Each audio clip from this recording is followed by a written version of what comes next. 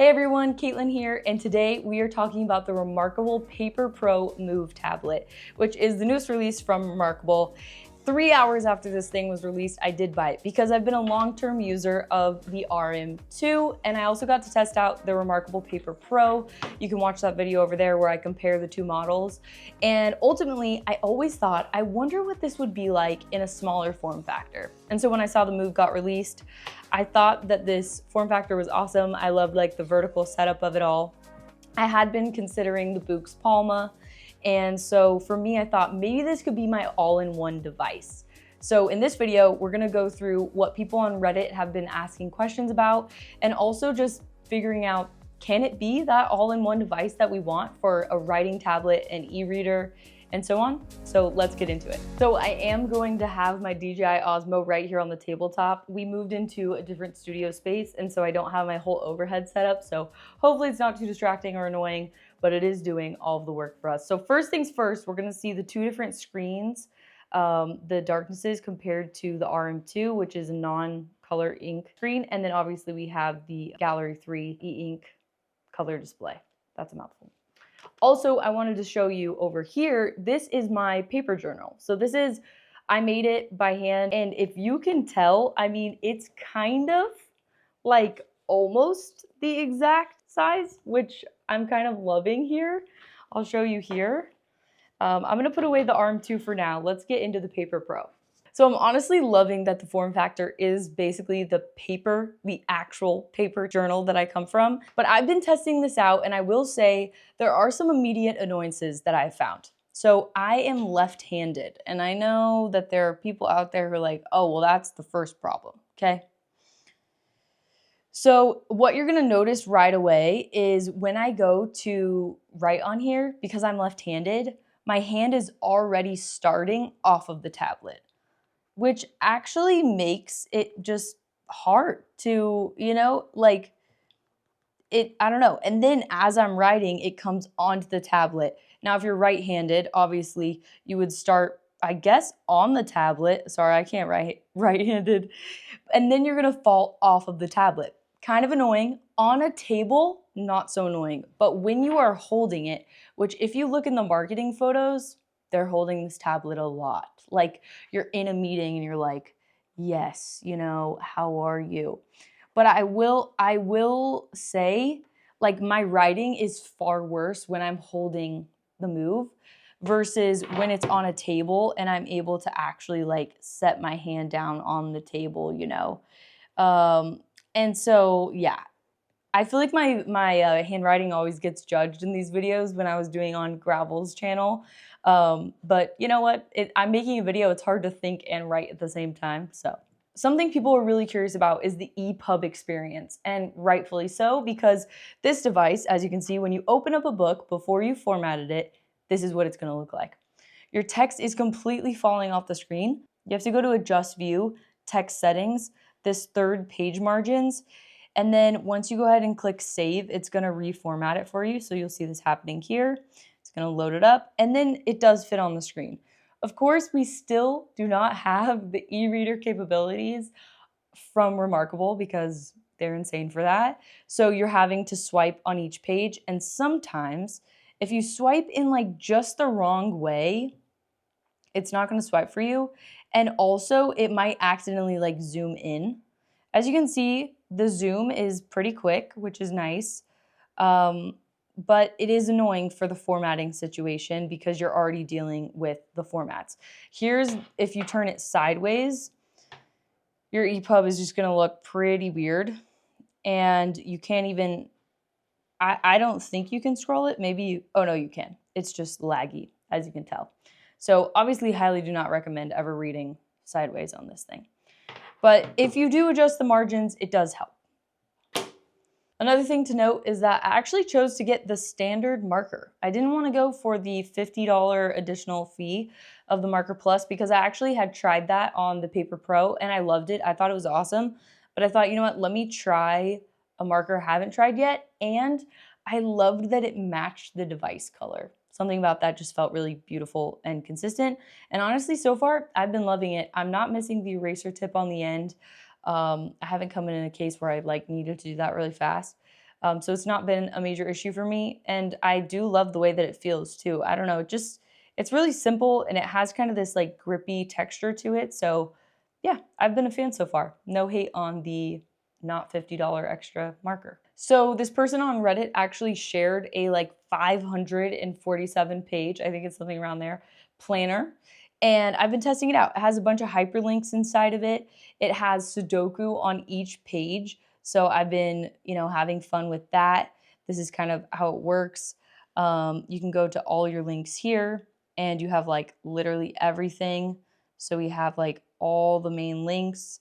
It's been super fun to play around with because it's formatted for the move and I've really been enjoying it. So if we just jump over to today, which is September 8th,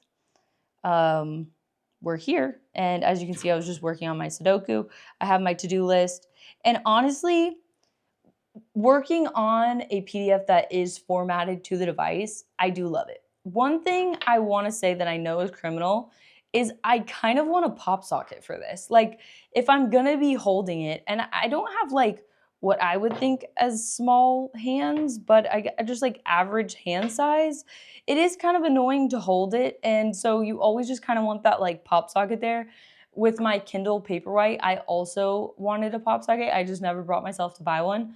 This is a little bit heavier, so it kind of feels like it needs that support just like an iPhone would.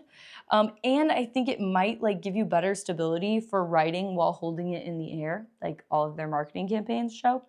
But as you can see, it's just like, here we are.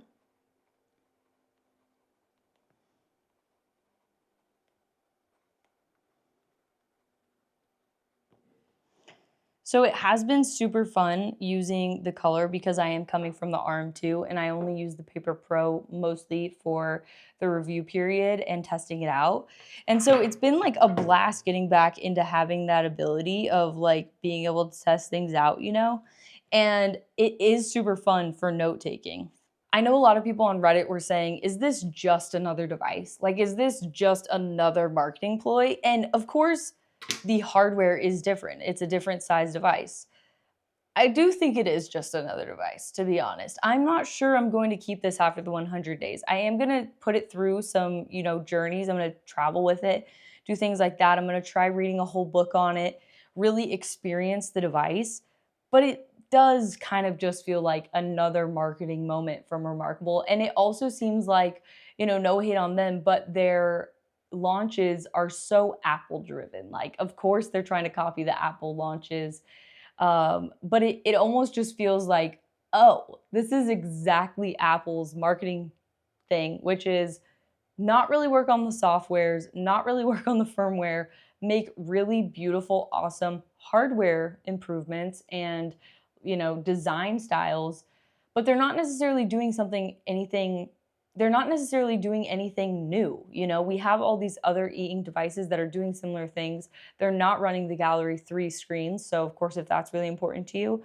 But I do wonder like how many people are going to keep this device after they got it, after they went through the original paces. One thing I wanted to show you is I started out in the morning taking notes on a podcast that I was listening to, and that was actually super nice. I was at a cafe, I was taking these notes, and when I got to the end of the screen, I was like, oh shoot, I guess I could scroll down and then keep taking my notes. But then I thought, wait, let me see what it's like if I were to flip midway. And so up here, you can see that these are the notes I took when it was horizontal. And then I flipped it and started taking vertical notes. And so you can see the size difference there. When it was sideways, it was obviously like more than enough. It resembles how I'd write on the RM2 and the size it would show on the RM2. And then when you flip this way, it's obviously like almost too small. Honestly, it is kind of too small to read. But then here is like average size, you could read it. Let me show you what this exact document looks like on my RM2. Okay, so here we have the exact same documents on the Paper Pro Move and the RM2.